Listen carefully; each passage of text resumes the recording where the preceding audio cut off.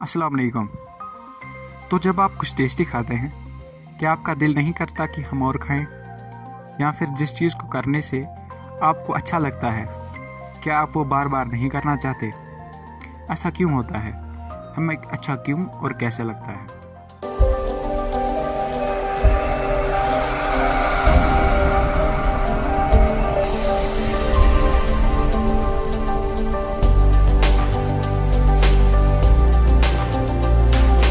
Welcome to the knowledge tube. और आज हम बात करेंगे द फील गुड न्यूरोट्रांसमीटर के बारे में, जिसे डोपामीन कहते हैं।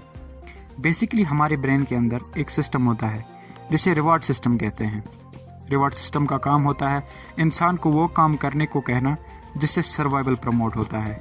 फॉर एग्जांपल, जब हमें भूख लगती है तो रिवॉर्ड सिस्टम हमें खाना खाने के लिए टैप करता है, या प्यास लगती है तो पानी पीने के लिए। खाना खाने या पानी पीने के बाद हमें अच्छा लगता है, और यही रिवॉर्ड सिस्टम रिस्पॉन्सिबल है डोपामीन को सीक्रेट करने के लिए। दरअसल डोपामीन एक न्यूरोट्रांसमीटर है। जिन्हें नहीं पता कि न्यूरोट्रांसमीटर्स क्या होते हैं, तो हमारे अंदर जो न्यूरॉन्स होते हैं वो डायरेक्टली एक दूसरे के साथ कनेक्टेड नहीं होते। दो न्यूरॉन्स के बीच में एक गैप होती है, जिसे न्यूरोलॉजी वाले साइनेप्स के नाम से याद रखते हैं। जब एक न्यूरॉन से दूसरे न्यूरॉन तक इम्पल्स ट्रांसमिट करनी होती है तो न्यूरोट्रांसमीटर्स का सहारा लिया जाता है। डोपामीन भी एक न्यूरोट्रांसमीटर ही है। इसे हर एक एक्सॉन सीक्रेट नहीं करती, इसे हमारे दिमाग के कुछ खास हिस्से ही सीक्रेट करते हैं, जैसे कि द सबस्टेंशिया नाइग्रा और the ventral tegmental area. Dopamine को फील गुड न्यूरोट्रांसमीटर इसीलिए कहते हैं क्योंकि ब्रेन इसे तब रिलीज करता है जब हम कुछ टेस्टी खाते हैं, या फिर while we have sex, or when we are thirsty and we gulp down a cold glass of water. Dopamine is also known for boosting mood, motivation and attention, and helps regulate movements, learning and emotional responses. Lab experiments में जब हमने rats पर experiment किया तो dopamine ने rats को और खाने पर उकसाया। इंसान में भी ऐसा ही होता है। फॉर एग्जाम्पल, जब हम कुछ टेस्टी केक या आइसक्रीम खाते हैं तो हम और खाना चाहते हैं, है ना। बेसिकली डोपामीन हमारे अंदर किसी चीज़ की चाह को बढ़ा देता है और हमें उसे ढूंढने और हासिल करने पर उकसाता है। यही न्यूरोट्रांसमीटर हमारे अंदर क्यूरियोसिटी को भी बढ़ाता है और हमारी थर्स्ट फॉर इंफॉर्मेशन को भी फ्यूल करता है। इन साहब को रिवॉर्ड सीकिंग लूप्स के लिए भी जाना जाता है, ताकि इंसान वो एक्शंस रिपीट करे जिनसे उसे प्लेजर मिलता है, फिर चाहे वो सोशल मीडिया चेक करना हो या ड्रग्स लेना। जिस इंसान के अंदर डोपामीन के हाई लेवल्स हो उसे सेंसेशन सीकर कह सकते हैं। इसका पॉजिटिव साइड ये है कि वो स्ट्रेस को स्ट्रेस की तरह नहीं बल्कि चैलेंज की तरह लेता है, और इस तरह ऐसे लोग डिप्रेशन में आसानी से नहीं जाते। सन 2000 में स्वीडिश न्यूरोसाइंटिस्ट एर्विड कार्लसन को डोपामीन पर रिसर्च करने और इसकी ब्रेन फंक्शन में अहमियत को दिखाने पर नोबेल प्राइज से नवाजा गया। कार्लसन ने बताया कि ये न्यूरोट्रांसमीटर हमारे मोटर सिस्टम में बहुत अहम किरदार निभाता है। जब ब्रेन सफिशिएंट अमाउंट्स में डोपामीन को नहीं बना पाता तो इससे पार्किंसंस डिजीज हो सकती है, which seriously affects movements and causes tremors.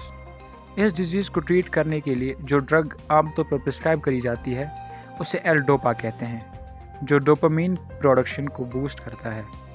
बहुत से न्यूरोसाइंटिस्ट्स ये भी मानते हैं कि स्किज़ोफ्रेनिया और ADHD यानी attention deficit hyperactivity disorder भी शायद डोपामीन के साथ लिंक्ड है, but it's yet to be fully explained. With all this discussed, we can say that dopamine is one of the things that makes us human. अगर dopamine deficiency बचपन से हुई तो बहुत सारी मेंटल डिसेबिलिटीज़ अराइज हो सकती हैं, like Alzheimer's, depressive disorders, binge eating, addiction and gambling. Dopamine अगर सही लेवल्स में हो तो सब सही है, मगर अगर यह हद से ज़्यादा बढ़ा तो बहुत से मसले हो सकते हैं, या फिर अगर यह हद से ज़्यादा कम भी हुआ तो भी बहुत से मसले हो सकते हैं। Dopamine deficiency can be related to many conditions like Parkinson's disease, as we discussed earlier, and depression. It can be due to low dopamine production or a problem with dopamine receptors. This deficiency can also be a cause for tremors, stiffness in the muscles, constipation, weight loss or weight gain, low sex drive, inability to focus, feeling demotivated, being guilt-ridden, having low self-esteem, feeling anxious, hallucinations and delusions, and even thoughts of suicide or actions of self-harm and many more can arise due to the deficiency of dopamine. जिस इंसान के पास dopamine levels की कमी हो वही usually drug abuse का शिकार होता है. Drugs like nicotine, alcohol, heroin etcetera directly reward system को हाईजैक करके डोपामिन लेवल्स को हाई कर देते हैं, विच रीइंफोर्सेस एफोरा. बट आगे जाके इस प्लेजर को कंटिन्यू करने के लिए हाई ड्रग डोजेस की ज़रूरत होती है, रिजल्टिंग इन ड्रग ओवरडोज. ऐसा इसलिए होता है क्योंकि प्रीवियस डोज के लिए हमारी बॉडी टॉलरेंट हो जाती है. It develops what's known as tolerance. Now this drug overdose can prove unfortunately fatal. High dopamine levels can cause aggression, insomnia, nausea, high libido, anxiety, increased energy mania, among others. Interesting बात यह है कि scientist आज भी ये पता लगा रहे हैं कि डोपामिन एडिक्शन के कॉन्टेक्स्ट में कैसे काम करता है. But it's known that dopamine does play a role in addiction. Dopamine addicts को मोटिवेट करता है ड्रग यूज़ करने के लिए, एक अनरेजिस्टेबल अर्ज डेवलप करके. बट ये सिर्फ हार्मफुल सब्सटेंसेस के लिए ही सच नहीं है. अच्छा खाना खाने से, कुछ क्रिएट या पेंट करने से भी रिवॉर्ड सिस्टम ट्रिगर हो सकता है. डोपामिन डायरेक्टली प्लेजर के लिए रिस्पॉन्सिबल नहीं है. एक्सपर्ट्स का कहना है कि डोपामिन मज़ेदार चीज़ों और बिहेवियर को रीइंफोर्स करता है, उन चीज़ों को जिनसे प्लेजर मिला और उन्हें दोहराने की चाह को जोड़कर यानी लिंक करके. ये एक बड़ा ही कॉमन मिसकंसेप्शन है कि डोपामिन डायरेक्टली प्लेजर के लिए रिस्पॉन्सिबल है. ऐसा नहीं है. प्लेजर और इफोरा डायरेक्टली इंड्यूस करने के लिए सेरोटोनिन, एंडोमोर्फिन्स और ऑक्सीटोसिन रिस्पॉन्सिबल है. असल में एडिक्शन एक बड़ा ही कॉम्प्लेक्स ब्रेन डिसऑर्डर है जिसका कोई एक अंडरलाइंग काज नहीं है. We now come to the topic as to how to boost dopamine levels in the people in whom dopamine levels are really low so that they can stay motivated and avoid stress, जो कि important है आज के uncertain times में. तो सबसे पहले जो हम कर सकते हैं वो है self care. Self care basic है. वो फूड्स खाने से जिनमें टायरोसिन की अच्छी खासी मकदार हो, जैसे कि cheese, fish, meats, dairy, nuts, beans etcetera. इनसे डोपामिन लेवल्स बूस्ट होती हैं because tyrosine boosts dopamine levels.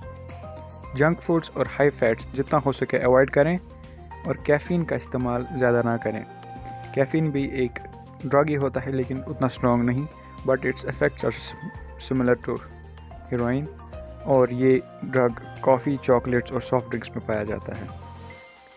We should exercise daily and consider the use of natural nootropics like L-tyrosine and L-theanine.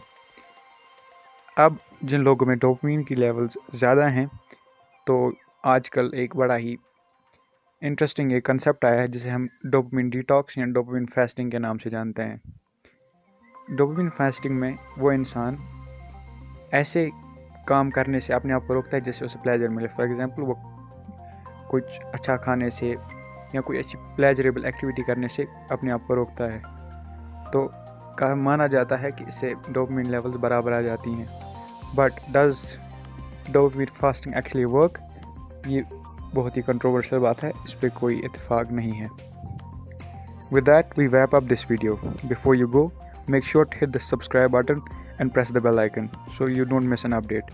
Like if you like the video and comment. Khuda Hafiz.